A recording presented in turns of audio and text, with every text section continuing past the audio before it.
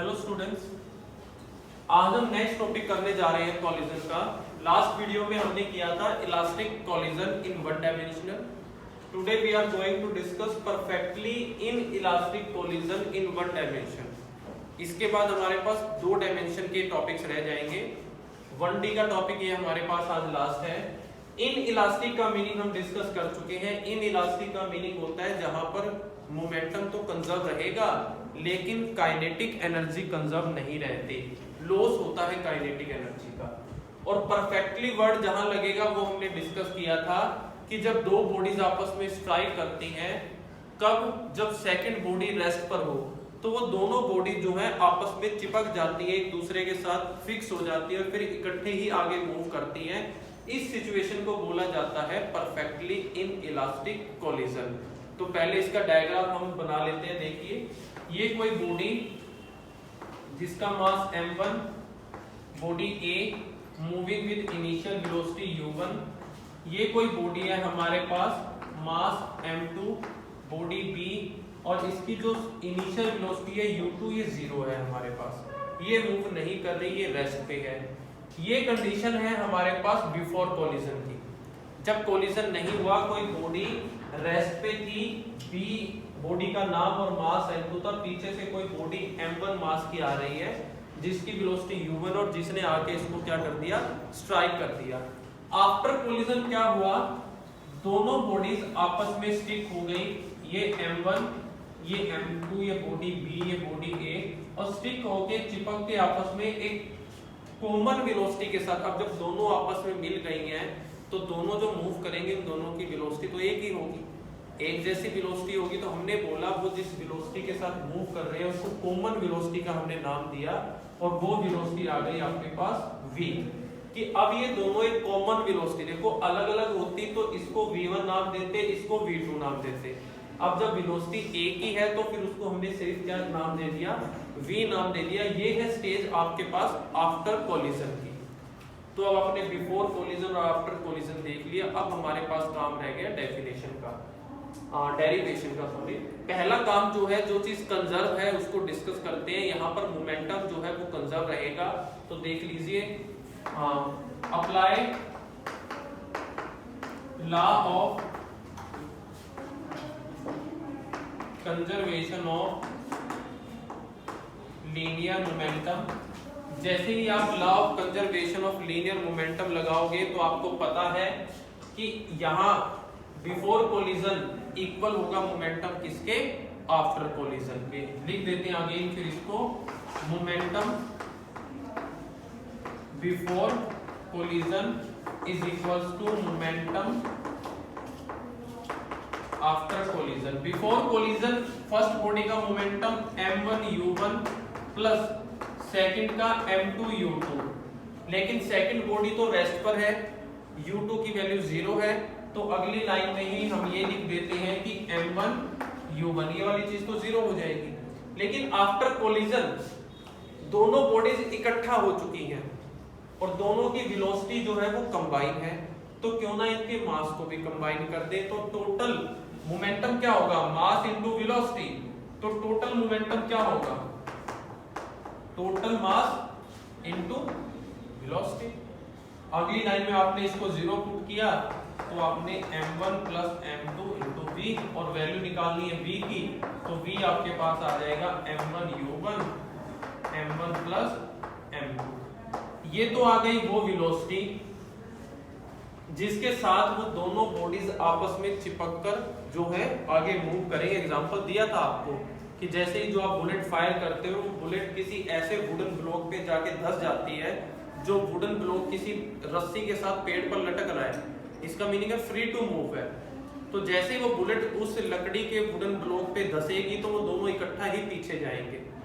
तो ये उसी के ही बारे में हम बात कर रहे हैं। तो वो जब इकट्ठा पीछे जाएंगे तो उनकी जो वेलोसिटी होगी v, ये उसका फॉर्मूला आ चुका है हमारे पास। लेकिन अब जब हमें ये पता है कि यहाँ पर काइनेटिक एनर्जी कंजर्व नहीं है, काइनेटिक एनर्जी का लॉस हो रहा है, तो हमें फिर इस आर्टिकल को यहीं ओवर नहीं करना, हमें सिर्फ वेलोसिटी नहीं निकालनी, हमें ये भी पता लगाना है कि काइनेटिक एनर्जी का कितना लॉस हो रहा है। तो उसके लिए हमें क्या करना पड़ेगा, बिफोर कोलिजन काइनेटिक एनर्जी निकालनी पड़ेगी, आफ्टर कोलिजन काइनेटिक एनर्जी निकालनी पड़ेगी और उनका डिफरेंस निकालना पड़ेगा जो आपको लॉस आ जाएगा आपके पास।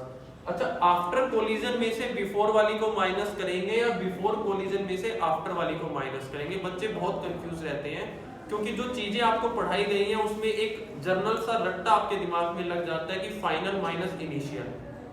ये वर्ड आपके माइंड में बहुत रहता है क्योंकि हमने वर्क एनर्जी थ्योरम भी की है, उससे पहले हमने इंपल्स मोमेंटम थ्योरम भी की है। तो सब में यही होता है final momentum minus initial momentum, final energy minus initial energy. लेकिन ध्यान रहे यहाँ आप कोई फाइनल और इनिशियल नहीं निकाल रहे हो, यहाँ आप लॉस निकाल रहे हो।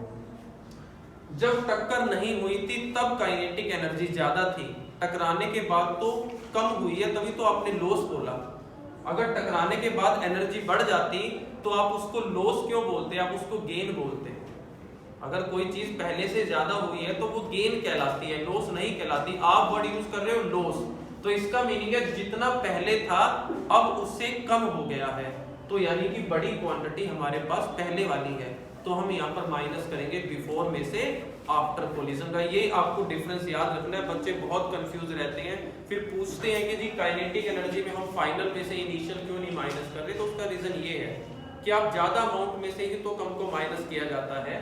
तो दूसरा जो स्टेप रहेगा हमारा वो है as kinetic energy is not conserved, so kinetic energy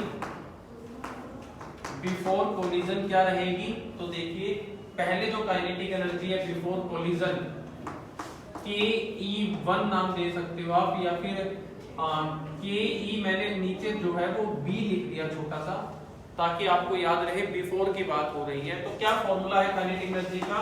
half m1u1 square, total की बात कर रहे हैं तो half m2u2 square.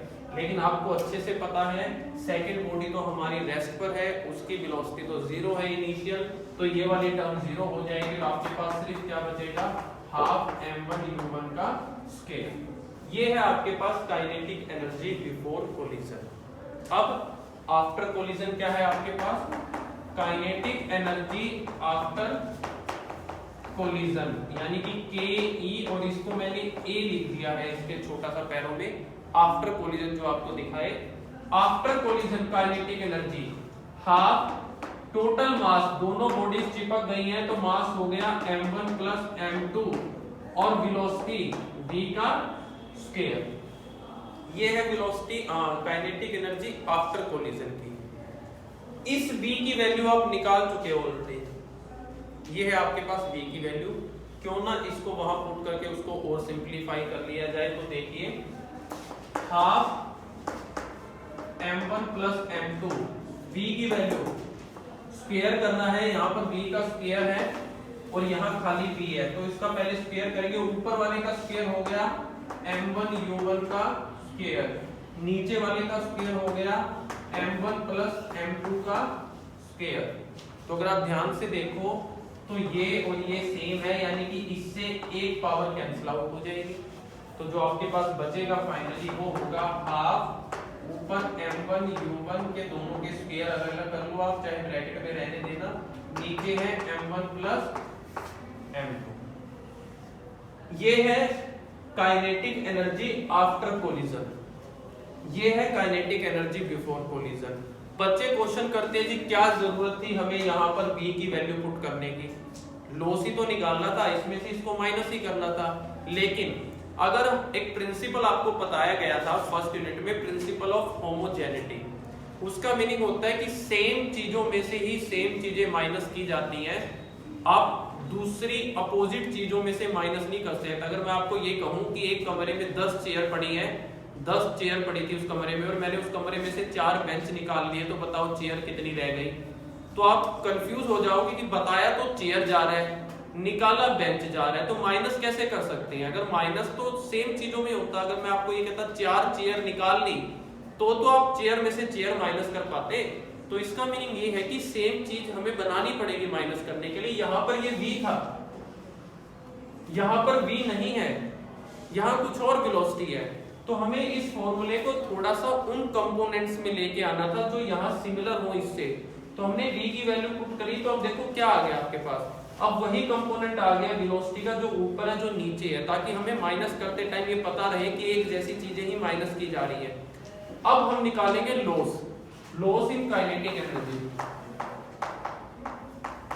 Loss in kinetic energy का meaning kinetic energy before collision minus kinetic energy after collision. अब तो ये डिस्कस करने की जरूरत नहीं है, आपको पता लग गया कि बिफोर में से हमने आफ्टर वाला माइनस किया है।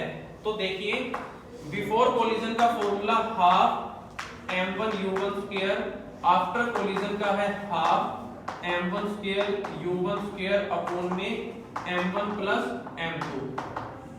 दोनों टर्म्स में से कॉमन आ रहा है, कुछ क्या कॉमन आ रहा है देखिए, इन दोनों में से हाफ भी कॉमन आ रहा है, m1 कॉमन आ रहा है, यहां कुछ नहीं बचेगा, लेकिन यहां m1 एक पावर रह जाएगी, u1 का स्क्वायर भी दोनों में है जो कॉमन आ रहा है। तो एक तरीके से देखा जाए तो ये पूरी टर्म जो है कॉमन में हम लेंगे, क्योंकि ये पूरी की पूरी टर्म इसके अंदर प्रेजेंट है हमारे पास।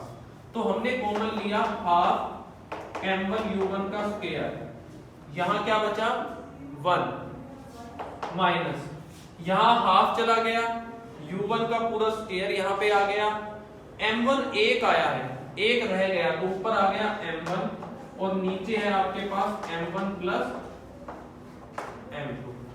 देखिए हाफ m1u1 स्क्वायर, एलसीएम लीजिए, ये ऊपर आ जाएगा m1 plus m2 minus m1 upon में m1 प्लस m2, m1 से m1 कैंसिल आउट, ये जब ऊपर आया तो m1 प्लस m2 माइनस का m1 है, ये माइनस और ये प्लस आपस में क्या हो जाते हैं, कैंसिल आउट हो जाते हैं। तो सिर्फ क्या रह जाएगा, ऊपर m2 रह जाएगा, नीचे ये टर्म ऐसे की ऐसे आपकी। अब सबको मिक्स करूं तो आंसर आता है आपके पास हाफ m1 m2 u1 का स्क्वायर अपॉन में m1 प्लस m2। ये है आपके पास लॉस ऑफ काइनेटिक एनर्जी। देख लीजिए यहाँ सिर्फ m2 बचा, उसको हम बाहर लेके आए तो m1 के साथ m2 मल्टीप्लाई हुआ और साथ में क्या आ गया, u1 का स्क्वायर, हाफ पहले से है, अपॉन में आ गया m1 प्लस m2। ये जो हमारे पास अब आया है रिजल्ट, ये आया है लॉस इन काइनेटिक एनर्जी। आपसे डायरेक्ट ये भी पूछा जाता है काइनेटिक एनर्जी में कितना लॉस होगा, तो आप इस फॉर्मूले से निकालोगे। और अगर आपसे सिर्फ ऐसे केस में जिसमें बॉडीज आपस में स्टिक होके आगे मूव करती हैं, आपसे सिर्फ उसका क्या पूछा जाए, वेलोसिटी पूछी जाए, बाद की कॉमन वेलोसिटी वर्ड यूज किया जाता है, तो आपको ये फॉर्मूला यूज करना है। और अगर आपके पास ये आर्टिकल आता है तो फिर आपको आर्टिकल तो ये पूरा ही करके दिखाना पड़ेगा। तो इससे पहले की वीडियो में हमने वन डायमेंशनल का इलास्टिक कोलिजन पढ़ा था, आज की वीडियो में हमने वन डायमेंशनल का इन इलास्टिक कोलिजन पढ़ा है, और अपकमिंग वीडियो जो होगी हमारी उसमें हम elastic collision again in two dimensional करेंगे।